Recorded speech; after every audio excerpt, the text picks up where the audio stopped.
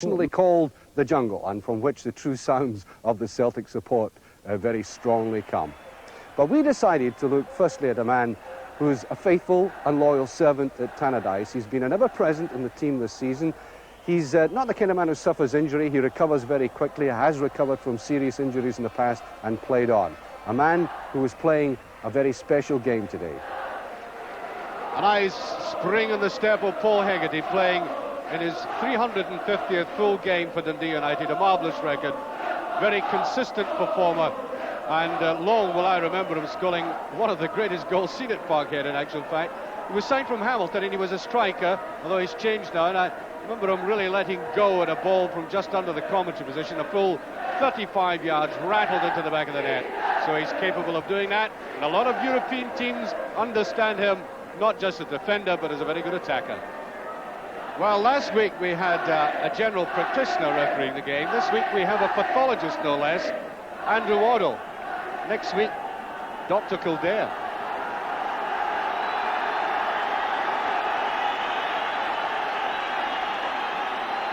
Off we go on a perfect day for football. Pitch looks in good nick. Great temperature for the game. It's a sharp day.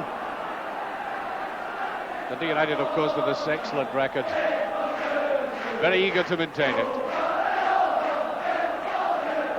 That was the shape of the man they call Rambo, Alan McInally.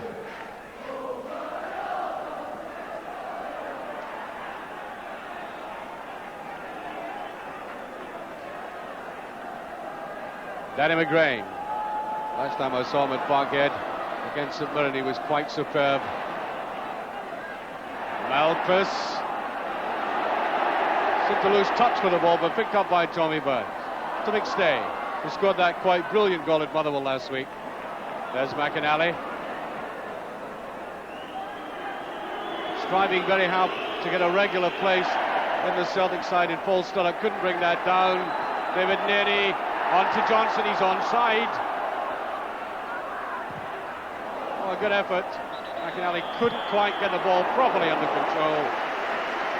And there he is. Remember his father, Jackie McInally, used to play for Kilmarnock, tall, lanky player. I would say that Alan is probably more substantially built than his father. They probably won't like me saying that.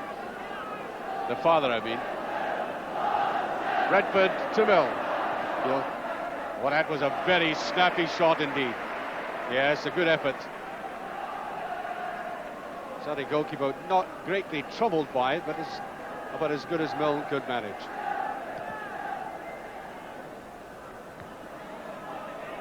Roy Aitken, as I said last week in the interview with them, he's having one of his best seasons ever.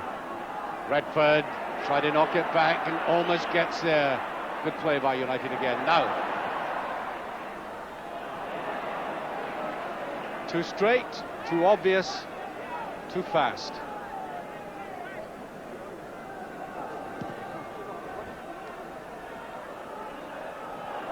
Sturrock tries to go around at the back, and Aitken, I think,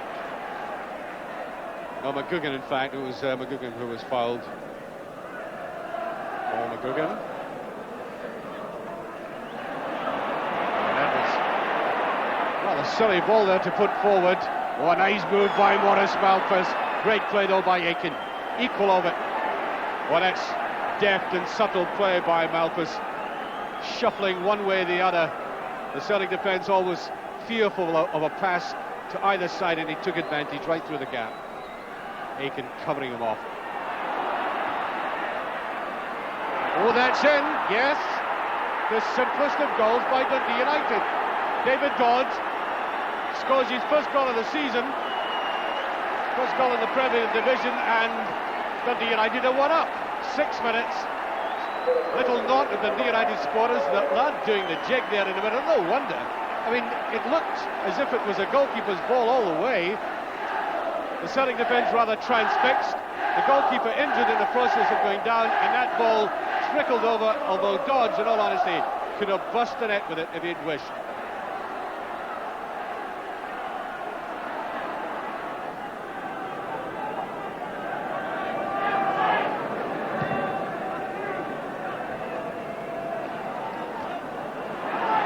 There's a shot, and oh, much too weak. Now, Celtic are not going to get all that many glimpses of that goal like that. They've got to take their chances. It was far too innocuous. Gugan. Malpas after him. Malpas having an outstanding game. Eamon Bannon. There's McGrain in the tackle. Superbly done. Tackling and turning all in a one. Oh, what a pass though. Here's Milne. Took his eye off it. Malpas. Here's Milne. Sturrock's on the outside. There's Sturrock. Drifted across goal and swept away by Peter Grant as Dundee United mounted that swift and very typical counter-attack using the pace of both Milne and Sturrock. That tantalising ball across the goal mouth, which might have been snapped up by Bannon on the far side. This is the corner. Well, Sturrock didn't even bother going for it.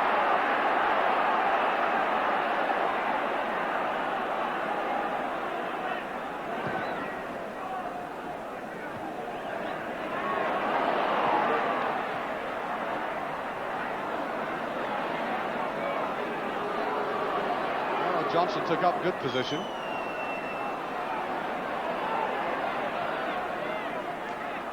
Well, neat turning by Grant, and the 1-2 looked like hands to me. There's the header by the wrong man. Johnson was further back. I think if we look at it again, you'll probably see what I meant there. You couldn't really blame Johnson for going in for the header, but McClare, slightly behind him, was in a better position. And alas for Celtic, it drifted past aimlessly.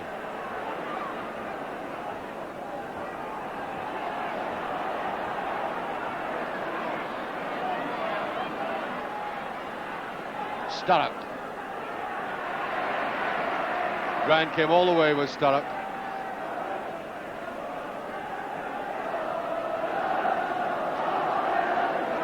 Here's Sturrock. Holt. He has Redford in the middle along with Milne. There's David Dodds. Just checked a little bit too much. Dodd, great bust there by Tommy Burns. Offsides. Both McInally and Johnson. Well, people hate to see this offside policy of clubs, but it was very neatly done there by United. Quick step out, catching the two men in that vulnerable position.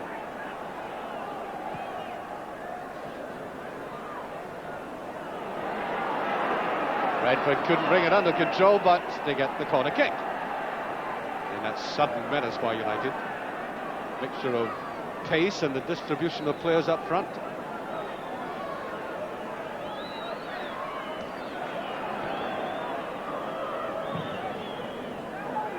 Well, Goff is up. Hegarty. Oof!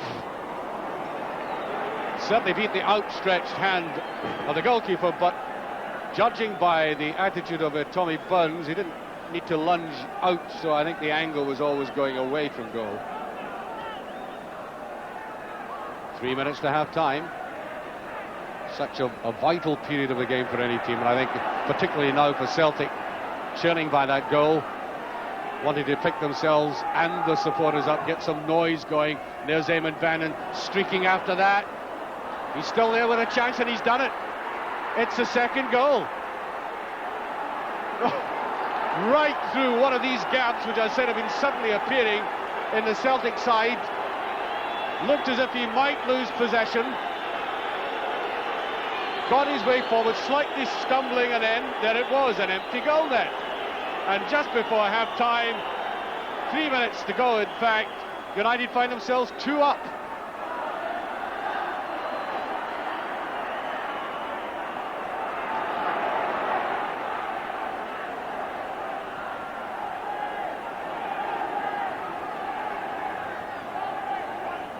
Johnston, bit of a stumble. David Neary is there. Very rarely loses a tackle, Neary. And there's Hegarty.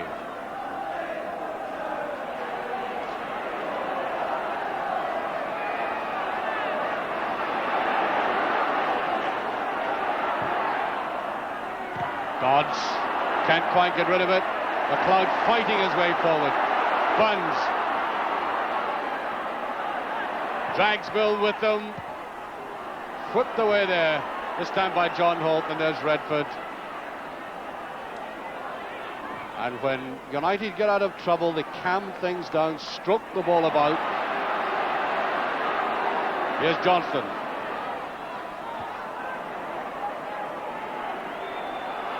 Bannon trips away very intelligently, and there goes the half-time whistle. Well, you know, I've been talking about the low-key Celtic performance. Well, there's only one reason for it, and that's the way Dundee United have been playing. They snapped that early goal. Certainly they were driven back by Celtic, but they've played with great intelligence on the break. And after Davy Dodds had scored that goal, there was nothing really that Celtic did that looked menacing, but all the time there was a threatened break from the quick players like Bannon and Milne and Sturrock, and eventually it paid off with that second goal by Bannon. Very good solo effort, by the way, when it looked as if he might lose control. And that is an excellent first half for a team who've had a very heavy European night on Wednesday. Well, there was slight relief in the gloom at Parkhead when the half-time score came through from Love Street Paisley. St Mirren beating Rangers 1-0, but only slightly, because it doesn't matter what the other half of the old firm do in their respective cases. At this moment in time, Celtic are looking like a team finding it very hard indeed to pick themselves up, find any inspiration, and contend with this kind of attacking. Maurice Malpas, who's been quite the outstanding man in the field, I think. McStay. McLeod to McClare. Celtic will want to strike quickly. There's McAnally, but Goff is there. What an excellent clearance by the big man. David Dodds, and once again United hem back. Only Redford up. Neat enough turn, and that should be picked up by Billy Thompson. I think we'll see a lot of this in this game with Celtic now trying to fire in all cylinders, go hard at this United, but very composed United defence.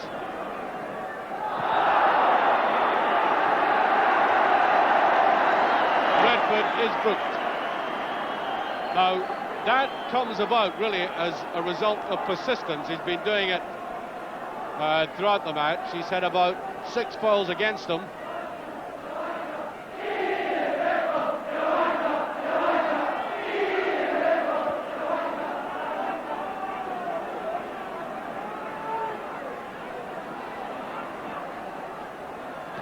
Neri, Malpas, dragged it one way, then the other.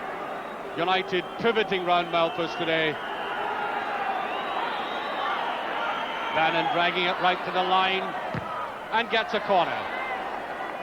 Actually, it worked out very well, because I imagine he didn't think he had much chance of rounding Danny McGrain. So he dragged it all the way down the touchline, right to the goal line, gets a corner.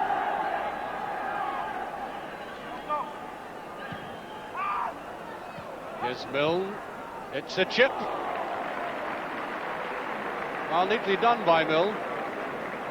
What a player this could be if he played to his full potential. That is the problem with him. I mean, the manager realizes how great he is, but sometimes you can never predict how exactly he's going to play. That's a better ball by McStay. Maurice Johnson. And it goes as McAnally tries to turn it round. And here's Sturrock. All the time in the world. Decides to go for Redford. And again Malpas steps in. Oh, that's not a bad ball. Redford going for it. Look at Bona. Oh, Redford turned away from it. Oh dear. Oh, really?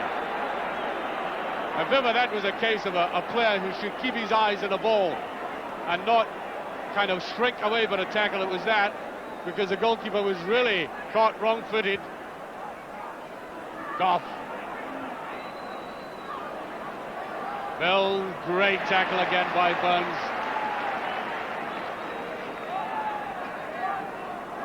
Although now at this stage, I suppose Celtic would like to see Burns going forward a lot more.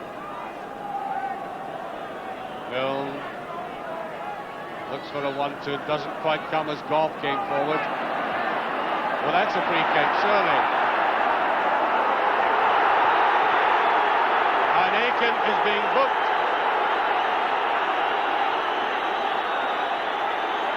And that is the worst kind of booking, in fact, when there is dissent.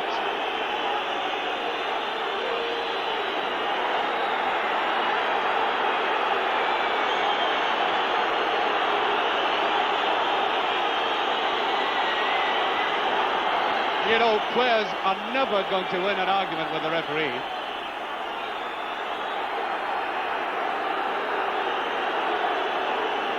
Well, they're human, they get angry, and sometimes they think referees make wrong decisions. Indeed, referees do make wrong decisions. But you never win arguments.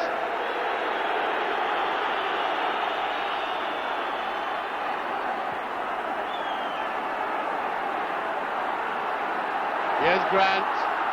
Celtic with a dander up. Grant.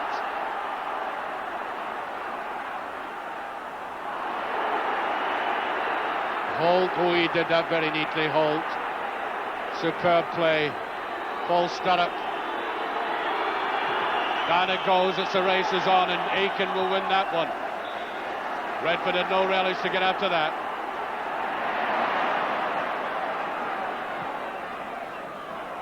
There's a run there by Milne, he's not offside. It's a better turn by Milne.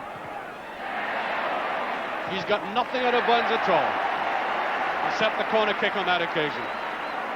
Well, there we are, the very sulky player that Celtic always imagined as a midfield left-sided player going forward, playing as well as any left back in the country at the moment.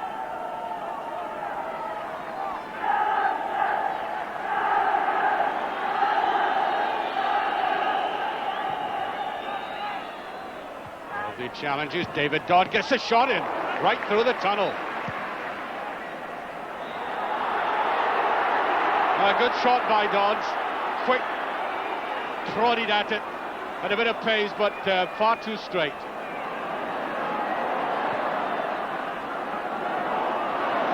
"17 minutes gone of the second half, still 2-0 for United." Oh, almost an apology there from Bannon. Oh, it's a good ball. Coyne has it. He's on his own, though. No, support by Sturrock and Milne. Dodds.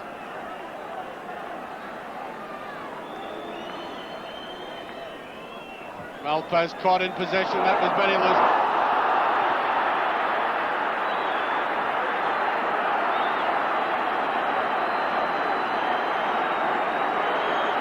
Well, he drove in for the ball, it seems to me. But he must have caught Maurice Johnson, quite obviously caught Maurice Johnson. Well, that's very unfortunate. Maurice Johnson taken off for that.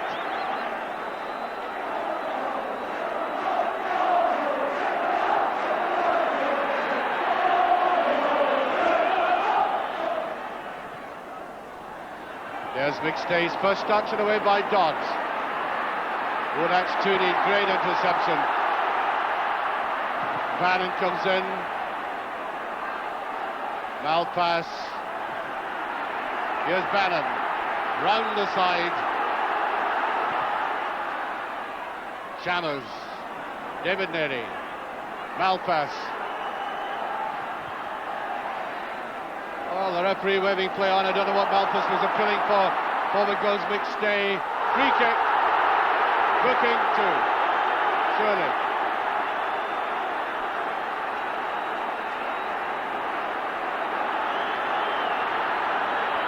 Yeah, Neary booked for that. He has an innocent and angelic and surprised expression in his face.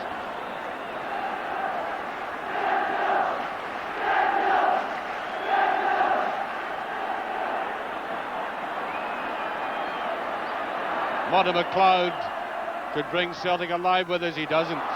Oh dear, that must be one of the worst he's ever taken.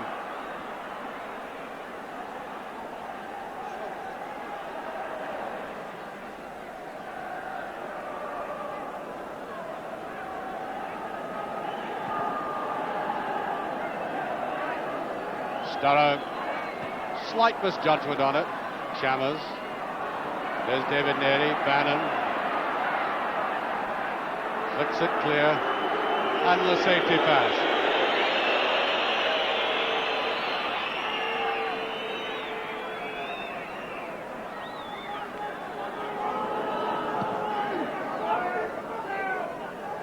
Mo McGugan. I don't know quite what happened there. Looked set up for the perfect header, he did.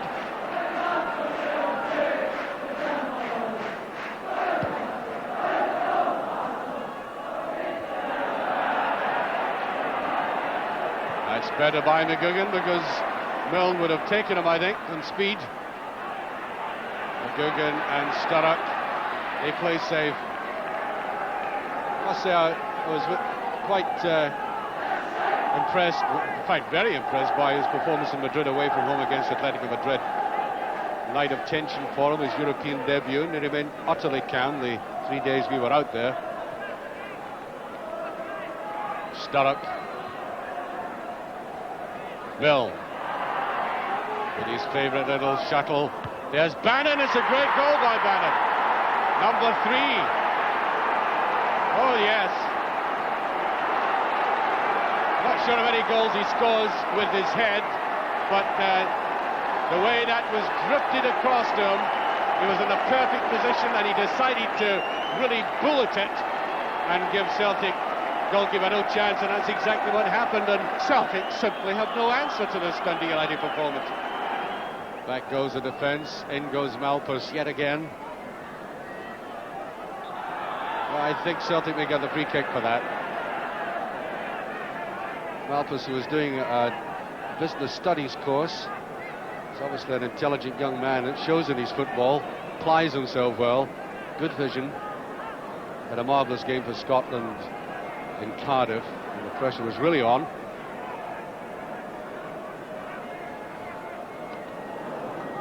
Oh, that's a good ball by Buns again. Great save. And really the first test, the real test of Billy Thompson in the entire match. 3-0 the final score, and as comprehensive a defeat as Celtic have had at Celtic Park in a long time. An astonishing statistical record for Dundee United, by the way. They haven't lost in the last 6 visits to Parkhead, and that's the best record of anybody in the Premier Division. Really says something to come to Celtic Park and win by 3 clear goals and win distinctively and with style. What is astonishing to me is that they were playing on Wednesday night against a team that combined kung fu with wood chopping, and when I saw them come out of the tunnel, I was surprised that some of them weren't in plaster or in crutches. Well, there it is. They perform with style, and how best it can be summed up is by the words of David Hay, the Celtic manager, who said quite simply, if Dundee United had taken upon themselves, they could have given us an even bigger drubbing. They were outstanding. Well, I have a man who claims he doesn't smile all that much, but I think he can manage one tonight with us, the Dundee United manager, Jim McLean. Let me first of all go back to Wednesday night. You've got to keep in mind not just Europe, but domestic football as well. The kind of game that it was on Wednesday, which was very dangerous for your players as well. Were you scared that it would have an effect on today's game? Well, I think that any team, especially provincial clubs playing in Europe, find it extremely difficult after a European game, especially when they're playing one of the smaller clubs when there are not so many at the game. But we were fortunate today that we're here at Parkhead, and as much as we knew the atmosphere would be good, and there's nothing brings out the best in players more than what the people on the terraces do. Have you been a bit annoyed by folk, and indeed I've said it myself, that you've slightly gone off the boil in the Premier Division? No, not at all, because they've been completely honest, and as long as their criticism is fair, then as far as I'm concerned, it most certainly has been very just this season. How can you justify it today then? I mean, suddenly they provide you with this immaculate performance. Well, that is where I've said to them all season, but in particular recent games, that anything that has been achieved at Tannadice hasn't been done by the manager and the manager alone. Anything that has been achieved has most certainly been done by good players. It was good application today, wasn't it? Well, as I was saying, that the players really have achieved it all by their application. And it makes me even more angry when I see the way they played on Wednesday, in particular the way they played today, with some of the results we've achieved this season. And there's no doubt about it, it lies at the players' hands. I sometimes think, Jim, that Europe not only brings the best out in you on a particular night, but it does help you domestically as well. Oh, it definitely gives us a lot of confidence, Europe, because the European setup is far more suited to the type of game that we play. with the exception of last Wednesday, because it is a possession type of game, and our strengths really are towards that. Now, people in the press conference were speaking very highly of that third goal. It was a bit of a gem, wasn't it? Well, even I smiled at that when I stood up in the Celtic director's box and started clapping. It must look a terrific goal on the television. I'm looking forward to seeing it, but I still honestly feel very angry that our players have played the way they have this season and thrown away the points they have when you see them playing the way they do today. And I would just also like to add that again, the Celtic supporters today were absolutely magnificent to be cheering their team at 3-0. I've never known supporters to stay behind their team the way the Celtic fans do. They're without doubt the best in Scotland. Well, that's a very, very nice tribute. By the way, when you go to Yugoslavia, are you taking the SAS with you?